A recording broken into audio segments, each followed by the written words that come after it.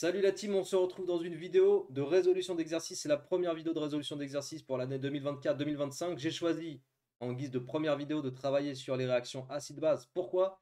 Eh bien, tout simplement parce que la majorité des profs commencent l'année de physique-chimie terminale avec le chapitre des réactions acide-base.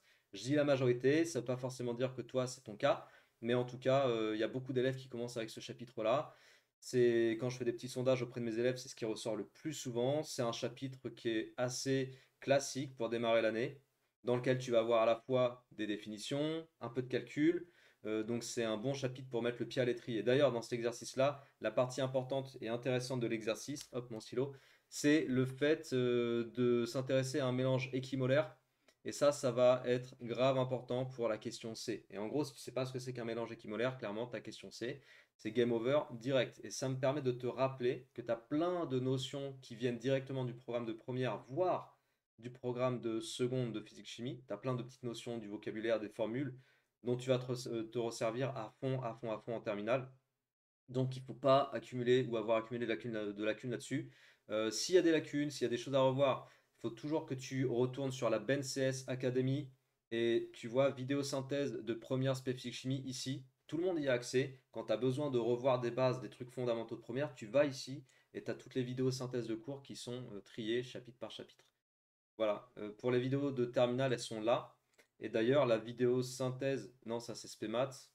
C'est pas ça que je voulais. La vidéo synthèse sur le chapitre, elles sont ici, vidéo synthèse physique chimie. La vidéo synthèse sur le chapitre réaction acide base, elle est là. Et je te mettrai le lien en descriptif parce que celle-là, tout le monde y a accès. Donc je te mettrai le lien ici, là, en descriptif de la vidéo. Et n'hésite pas à aller la voir de façon à comprendre vraiment les éléments importants de ce chapitre. Parce qu'une fois que tu connais les éléments importants, tu peux te lancer sur l'exo, il n'y a pas de problème. Et je rappellerai rapidement dans la vidéo ce que c'est qu'un mélange équimolaire. On va en avoir besoin en question C. On veut constituer un mélange équimolaire d'acide lactique, C3H6O3, et d'ion lactate, sa base conjuguée. Donc acide lactique, ion lactate. Quelle est la formule brute de l'ion lactate? Donc pour la formule brute d'une base, en fait ce qu'il faut considérer, et c'est là que je te renvoie au cours sur les réactions acide-base, c'est qu'un acide, sa particularité, c'est de libérer un proton, donc de libérer un H+, ça veut dire que tu vas avoir dans la base un hydrogène en moins, puisque l'acide a libéré un proton. Donc en fait, l'ion lactate, bah, je vais écrire la demi-équation parce qu'il demande d'écrire la demi-équation correspondante. Donc je vais faire sortir la formule brute de l'ion lactate grâce à la demi-équation. Je pense que ce sera assez propre de le faire comme ça. Voilà l'acide lactique. Et en tant qu'acide, ton espèce chimique là va libérer un proton. Donc tu vas avoir un plus H+ ici. Tu as un proton qui est libéré. Et si tu as un proton qui est libéré, bah forcément, dans la formule brute de l'ion lactate qui est produit, tu as un hydrogène en moins. Voilà. Puisqu'il faut impérativement avoir l'équilibre atomique au niveau de ta demi-équation.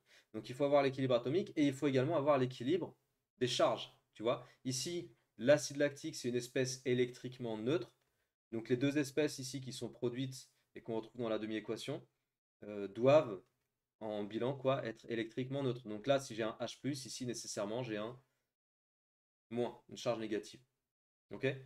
Donc voilà la formule brute des ions lactate ou de l'ion lactate, qui est la base conjuguée, ion lactate, base conjuguée de l'acide lactique. Sachant que l'ion potassium a pour formule K+, quelle est la formule du lactate de potassium solide? Alors pour la question B, je vais te rappeler un truc. Pour la question B, en fait, je vais te rappeler par exemple la formule du chlorure de potassium. Non, pas chlorure de potassium, chlorure de sodium.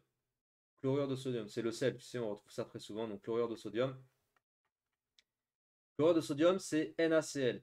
Tu as rencontré ça normalement dans plusieurs exercices, tu as dû rencontrer ça assez souvent. NaCl, quand tu le dissous dans l'eau, bah, ça fait Na+, plus Cl-, tu vois, dissociation des ions.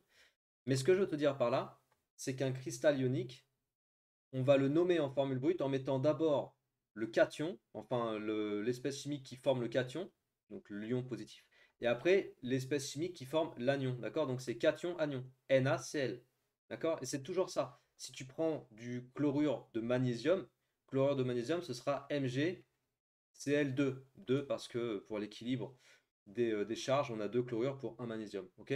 MgCl2, donc Mg2+, plus 2Cl-. D'accord? Cation, anion. Et là, ça va être pareil. Pour pour le lactate de potassium solide, donc on va avoir K+, plus Ca3H5O3-. Ça, c'est le lactate de potassium dissous, donc qui libère des ions potassium K+, et puis des ions lactate C3H5O3-. Mais quand tu regroupes ça et que tu en formes la formule brute du soluté, quoi, du lactate de potassium solide, eh bien ça fera du K C3H5O3 avec un petit S entre parenthèses. Voilà, ok?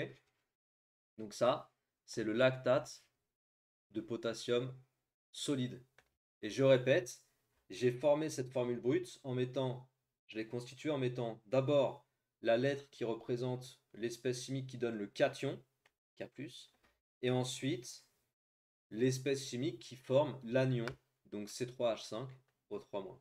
D'accord? Voilà le lactate de potassium. C'est bon? Et comme je t'ai dit, pour faire la référence et l'analogie pour mieux comprendre, pense au NaCl ou pense au MgCl2. C'est vraiment ça. Si tu fais cette analogie avec le chlorure de sodium, tu te souviendras toujours que c'est cation anion. Ok? Et on en arrive à la dernière question, donc la plus intéressante, celle où on va voir quelques calculs. Et ah ouais, j'ai pas mon téléphone. Du coup, j'espère que je ne me tromperai pas sur la masse molaire de l'ion, enfin du potassium. Je crois que c'est 39. On va dire que c'est 39. J'ai besoin des masses molaires atomiques là. Euh, on me dit, on dispose de 5 grammes d'acide lactique. Quelle masse de lactate de potassium faut-il ajouter pour avoir un mélange équimolaire? Donc la question C, on est vraiment dans le contexte du mélange équimolaire, d'accord? Donc mélange équimolaire, je vais le redéfinir ici. Mélange équimolaire, ça veut dire que les quantités de matière des espèces que tu vas mélanger sont égales. Donc mélange équimolaire, la quantité de matière de l'acide lactique égale la quantité de matière du lactate de potassium. Na égale Nb. C'est bon? Na égale Nb. C'est quoi Na? Bah, c'est la masse de l'acide lactique divisée par la masse molaire de l'acide lactique. Et c'est quoi Nb?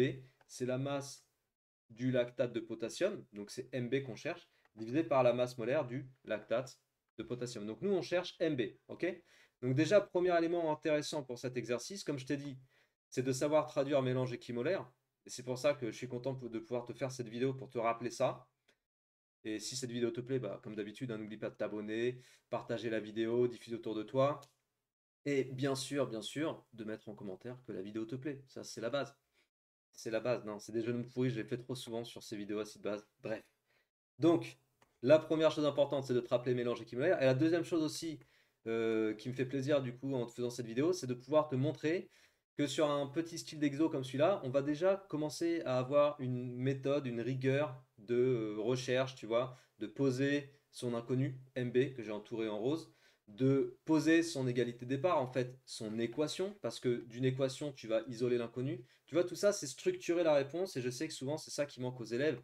Quand moi, je bosse avec les élèves que j'accompagne, je vois bien qu'il y a un manque à ce niveau-là, et que c'est souvent ce qui fait défaut aux élèves, en fin de compte, de réussir à structurer les réponses. Et parce qu'en fait, structurer la réponse, c'est ça qui va faire qu'au moment du contrôle, tu vas être à l'aise à rédiger ce que tu veux montrer et du coup à avoir les points, quoi. Donc MB sur MB égale MA sur MA. Donc bien sûr, pour isoler MB, la masse, je vais multiplier par grand MB. Donc je vais avoir MA fois grand MB sur grand MA. OK? Et maintenant, il n'y a plus qu'à faire les calculs. Alors, MBMA, ce sont les masses molaires moléculaires de nos deux espèces, acide lactique, et lui, c'est lactate de potassium, donc attention, il y a le K. Et puis MA, c'est la masse d'acide lactique. Donc, grand MA, je prends la calculatrice. La masse molaire du carbone, c'est 12, donc je fais 3 fois 12. La masse molaire de l'hydrogène, c'est 1, donc je fais plus 6. Et de l'oxygène, c'est 16, donc plus 3 fois 16. Voilà. Tac, tac, tac, ça fait 90. Sache que l'acide lactique, c'est une espèce chimique que tu vas retrouver dans beaucoup d'exercices en terminale. 90 grammes par mol. Et puis MB, eh bien, je vais reprendre la formule brute, cette fois-ci, du lactate de potassium. Et attention, il y a un hydrogène en moins par rapport à l'acide lactique. Donc c'est H5. Donc K, je crois que c'est 39, hein, si je dis pas de bêtises. Donc 39 plus 3 fois 12 plus 5 fois 1 plus 3 fois 16. Ça nous fait du 128. Donc MB, c'est 128 grammes par mol. Ok? Bon, ça, c'est des petits exercices pour se mettre en situation. C'est des petits entraînements, tu vois. On n'est pas en train de faire du gros exo de révision de contrôle, hein, on est d'accord. Et petit MA, c'est 5 grammes, 5,0. Donc le calcul, ça me fait 5,0 multiplié par 128 et le tout finalement divisé par 90. Donc 5 fois 128 divisé par 90. Ça te fait 7,1. Si tu veux faire du vrai exercice d'entraînement avant contrôle, évidemment, tu sais, tu connais maintenant, hein. Si tu connais ma chaîne, tu connais ma méthodo.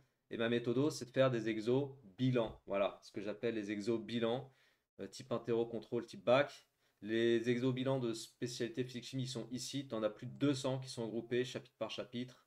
Et sur le chapitre d'acide base, hop, hop, hop, voilà, t'as déjà tout ça. Donc là, déjà, quand tu as fait les 8 exobilans qui sont ici avant ton contrôle, t'es bien. Normalement, après, tu m'écris sur Insta pour me dire, ouais, super, j'ai eu 18, 19, j'ai eu 20. Tu vois, c'est comme ça que ça se passe, hein, pour de vrai. Donc voilà, la masse de lactate de potassium qu'il faut peser pour être dans un mélange équimolaire, c'est 7,1 grammes. Et l'intérêt principal de cet exercice, comme je t'ai dit, c'était de traduire la notion de mélange équimolaire, c'était de faire le petit rappel également sur la formule brute des espèces des solides ioniques comme ici. Et puis c'était de te montrer également une petite méthode de rédaction, de présentation du résultat. Et voilà, j'espère que ça t'a plu. Si c'est le cas, encore une fois, partage, diffuse. N'oublie pas de t'abonner à cette chaîne, très important. Et puis moi, je te donne rendez-vous pour de futures vidéos sur la chaîne. À très bientôt. Ciao!